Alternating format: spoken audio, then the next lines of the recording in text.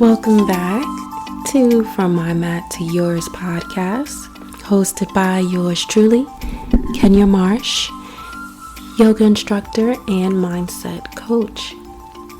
Previously, I talked about 10 steps to keep you focused during this pandemic and what ways you can use to maximize your time. Today, I'm just going to provide some information as to some insight into how I've been a little MIA for a month. And it was due to my move during this COVID-19. So I'm going to share some thoughts on moving and adapting to a new environment and how important it is to plan. So you ready to get started? Great. Let's go. So as I mentioned, I had to move. We've stayed at a previous house for 2 years, and it was for several reasons. One, to explore if we really wanted to live in that size house. It was a really big house, and I'm glad to say that's not for me. I found the house in the Goldilocks zone where it's the perfect amount of space. And when I say space, I'm thinking I have kids who are now both in middle school. Well, one is about to enroll come fall, and one is going to be going into 8th grade. So we're thinking about once they graduate, they will leave us. So we will be empty nesters. And I just don't want a house so big that I gotta hire cleaning service to help me maintain that house. It'd be too much house to keep up with, too much energy wasted when a lot of the spaces will not be used. So when we considered moving, which was our plan for the last 5 years, on what type of structure we wanted, we've took our time, which is why we did renting. And that way we picked neighborhoods that we liked or thought we liked, and realized as too much property here, not enough property here, and we finally found our Goldilocks zone. What we end up having to do was actually build what we wanted.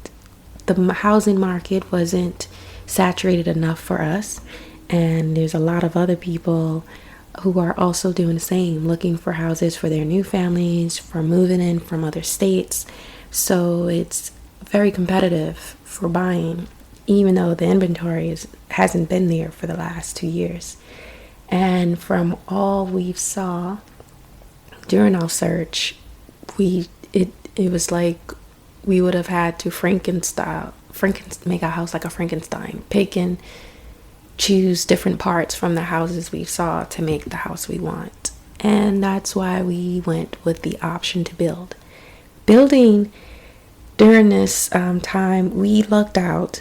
Our build started in December, so it was able to be completed in March. They already finished it. So we were lucky enough to close and settle with the house and have it customized the way we want it in March, and have it done the week before our state did a shutdown and stopped construction.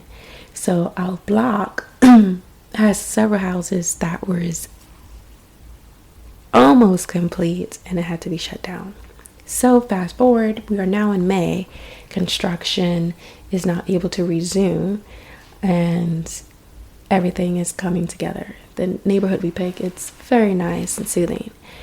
We also did this because it was a good transition for the kids. We was able to create their space to move them from one environment to the other seamlessly, and renting, paying that up until we was able to solidify our living quarters for the rest of a few years, allowed us the space to work with.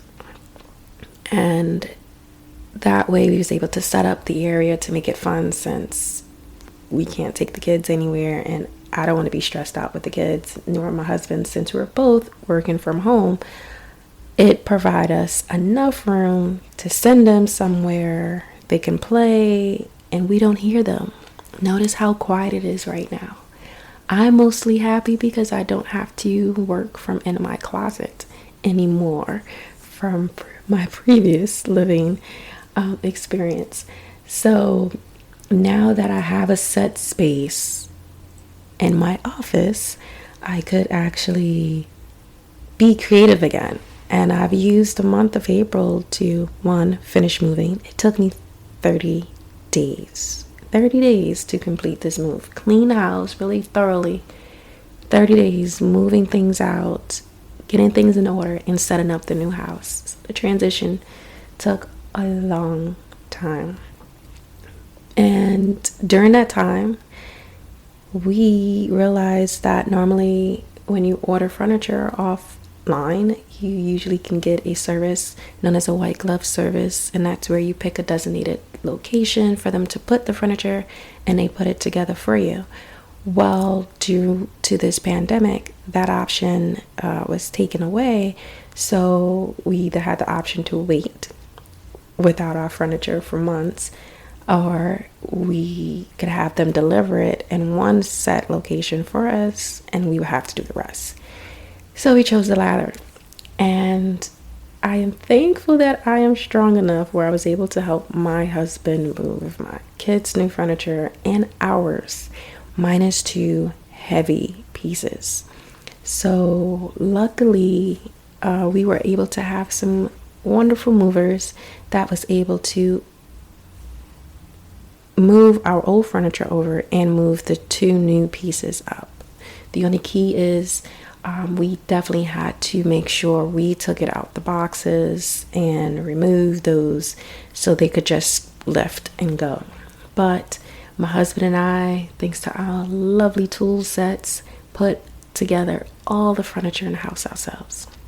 So we learned a lot during this time, that we are very capable of doing anything we set our mind to. And that I would definitely say, if you have been unsure about certain things, use this time to explore what you can do and what you can't do. You'll be surprised of how much you are able to do that you've never done before. This, you can look at it as an eye-opening experience during this pandemic and explore all the different possibilities that you have, and understand that you can have a new connection. And that is something else that I've learned. We have been, what week are we in now? I think we're going on week 12. I would say this is about week 9. Wow, we're going on 9 weeks of being home since this order. And within this 9 weeks, I'm thankful that my kids have adapted well doing their online work and handling their virtual meetings. I definitely notice I have to still stay on top of them. I'm glad that I'm able to have access to the weekly schedule from the middle school groups as well as from the elementary school groups that my kids are all a part of, so I can make sure that they are doing their to-do lists. Having kids have their own laptops, they still find ways to look up shopping. My daughter in particular, she's shopping on Amazon virtually in her mind in between classwork. So that's the dilemma, is making sure they don't get so easily distracted and stay focused on the task at hand. So I now have it set where I have alarms where I periodically go into their rooms and check, what are you doing? And pull them back in to make sure. I have their breaks set up still to pull them out their room off the computers to eat and to snack and to move. I have set little workouts for them, even though their school PE teachers has been doing well, providing some routines for them to do to keep them moving. as parents, it's something, again, we're still in uncharted waters. So this is all an opportunity to learn as you go. And when you have these opportunities, it can feel challenging, it can feel daunting, it can feel repetitive at this state. 9 weeks in, every day seems like the same day. Shopping has changed between no mask to now wearing masks to social distancing to in certain supermarkets that I have to go to. Some of them you have to go up one way to go down another way. And I've noticed people are not even following that. So we just navigate every day. And I've noticed a lot of businesses change week to week what's working, what's not working. And I feel we all could do that, which is the pivot that I always talk about, is make that change. Just be observant of what is working, and if it's working, keep that up. Tweak it, make it better. If it's not working, change it slightly. Don't go drastic 180, but just make a little adjustment, see what works, what doesn't, and then fill it out that way. So everyone's doing that. That's all we could do right now. Emotions are all over the place. And what's keeping me still as the anchor for my family is understanding and letting them know that we have to just take it one day at a time. Wake up every day knowing it's a fresh start. Create a list of all the things you want to achieve that day. And at the end of the day, go through the list, see what you missed, and reflect as to why. And then just add it to the next day and just keep going. That is the plan. We planned our move 2 years. We planned our day, and things still got thrown in. We pivot, we adjust, we make the necessary changes, and we keep pushing. That is my advice to you. If you've had some challenges that you did not foresee, which none of us really did, how are you handling it? Are you pivoting? Are you stuck like a deer in headlights? Are you just throwing it all away? What are you doing to step up to the plate to face that challenge? You have to face any challenges you come across in order to overcome them. You don't have to do it alone. You will have to believe that you can do it. And if you don't believe it, at least reach out to someone to help you find ways to change that perspective, to help you open up, to help you discover a new way if you're stuck. You don't have to stay stuck alone. Just because you can't see someone face to face, there's different options you can do in the virtual world now. There's so much virtual classes, virtual meetings, free and at low cost. Facebook groups are still vamping. There's so much ways to reach out, to connect, to get that help that you need. And for that, I want you to discover. If you feel stuck, reach out. Don't be ashamed. I know during this whole process, for me, these last few months, I couldn't do this alone. You need help. You need a team. I'm lucky enough I have a husband, so we are a team, and we've done everything and learned everything, and we annoy each other enough, but we appreciate each other even more. And so far, celebrating Mother's Day at home with them and having a virtual Mother's Day party with my mother's grandmother and sister, it's something new, something different. And the key is just finding little ways, just the little things to keep you smiling and to keep others smiling. Just say hello, just phone people. If you're used to just sending text messages, call them.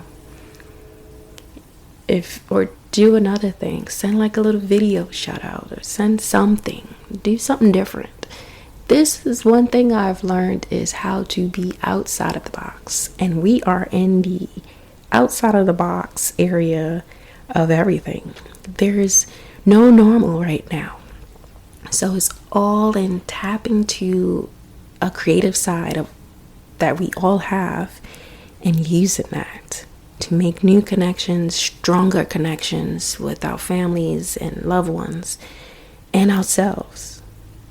Most important, connect with yourself on a new level.